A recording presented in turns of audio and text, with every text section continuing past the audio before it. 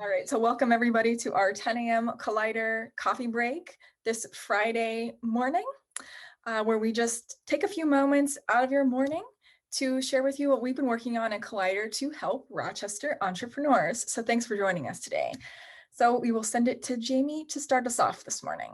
So this is the week. I'm happy to say that Collider at the Minnesota Biobusiness Center is open. It's been a really hectic couple of days, getting everybody adjusted, getting everything sort of set up and going. But the day is here. We're so excited to have our space open, and we're really looking forward to really the growth of this new space here in this fantastic building. So thank you to everybody who's helped us get this space launched, especially Ready and a few other great partners. Look forward to more great additions to the space coming soon. We weren't able to get everything that we wanted to do together. So in the next couple of weeks, there'll be more and more stuff. So if you're curious about Collider, probably the best way is to just check us out at our new location here in the Minnesota Biobusiness Center. Many of you maybe know as what used to be Dooley's, the building that Dooley's is sort of next to, as well as Think Bank. But definitely check us out on the second floor of the Skyway level. I also want to just take a second to say thank you to Give Minnesota. Give Minnesota traditionally launches their charitable giving campaign for the state of Minnesota every fall, and a lot of nonprofits jumped on that. Collider benefited immensely from all of your support here in the fall. Due to the circumstances of the pandemic, they have actually decided to do a spring edition of their sort of statewide charitable giving, which provides some match dollars and these things called golden tickets that go out to a lot of nonprofits during that fundraising day or week. So Collider will be participating in that, and it'll run from May 1st to May 11th. And we're really excited about being trying to do another fundraiser to keep all of the great operations and work that we do at Collider going. Thank you to Give Minnesota for stepping up and doing something kind of out of the ordinary for them. So look for a lot of promotional materials here very, very soon. And with that, I'll send it back to Amanda. All right, so now we'll send it over to Eric to hear what he's been working on this week. Hello, everyone. This week, I wrote a story, the key features of starting a successful business. In this story, I highlighted some of the mindsets and techniques that entrepreneurs that we've been interviewing for the past couple of years tend to have. I also highlighted some strategies that people can use and people can think of when they are starting their own businesses, so it could be useful in the long run whenever they need it. And it's at the final phase, and we'll be publishing it sometime soon, so stay tuned for that.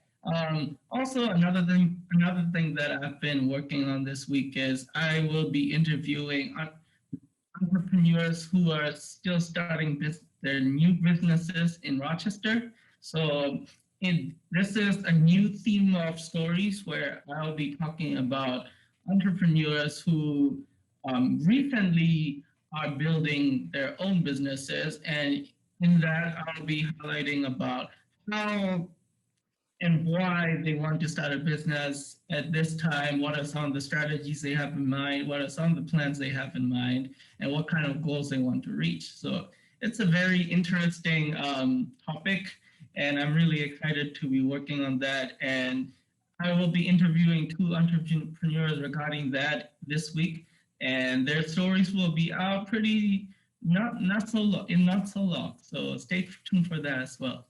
Thank you very much. So in other stories on Rochester Rising this week, we published podcast episode 219 this week with Dr. Abby Splittstoeser of Rochester Chiropractic and Wellness, as well as featuring a bit of that podcast in a story this week. So this was a really great conversation with Abby talking about how she purchased an existing business in the community, which I think is something people are really interested in. And how she found her co-founder, another thing people are always really interested in, and also how she's been scaling her team. So if those are things of interest to you, tune in to the podcast, episode 219, where you can find on our website and wherever you listen to podcasts, as well as on our website. So also, I wanted to remind everyone that we have one of our very first virtual education events of 2021 coming out in a few weeks on April 13th. So you want to start a food business, a panel discussion. So if you are somebody listening in who has a great idea for a food-based business but doesn't know where to start, this is a great event for you. It's free. It'll be held virtually over Zoom from 9 to 10 a.m. on Tuesday, April 13th.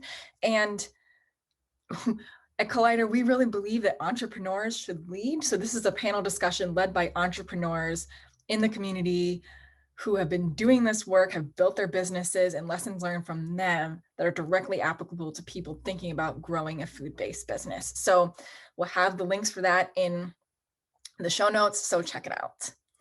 So my final thing this week, also storytelling related, I got to be on the other side of a podcast this week and was interviewed by Jack and Kevin at the tech.mn podcast, which was really fun. It's a little, honestly, it's a lot easier to interview people than to be interviewed.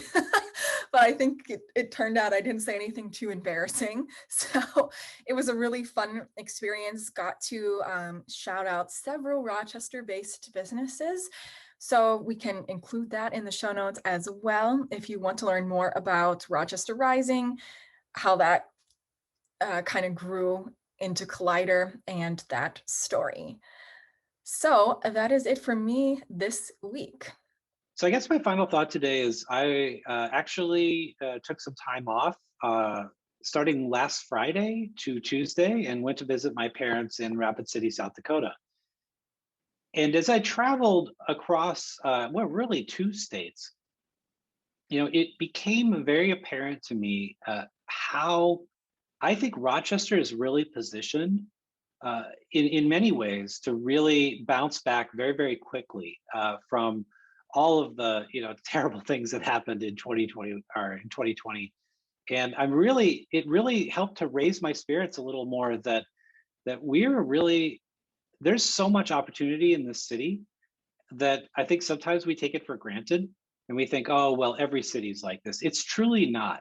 Going across and being, even involved for a few minutes inside a community, you can kind of tell how that community operates. And I think we're in just such a great position here in Rochester to do some amazing things with some really amazing people. So I just wanted to sort of reinforce that it helps to get out of the bubble every now and again. And I think we are in a fantastic position here in Rochester. And I can't wait to see all of the great companies, all of the great partnerships, all of the great large companies that are interested in moving to Rochester. I think this next few years is going to be quite amazing for the city and for our entrepreneurial communities. So I just say onward. It's going to be a fun ride. And with that, I'll hand it back to Amanda. All right, thanks so much everyone for tuning in to our coffee break this morning and for spending a few minutes of your time with us to learn what we've been up to at Collider to help Rochester entrepreneurs. So thanks for listening in today. And as always, we encourage you to like this video, make sure that you receive notifications for when new ones come out, and please forward it on to at least one person that could be helped by some of the information shared today. So thanks for listening in.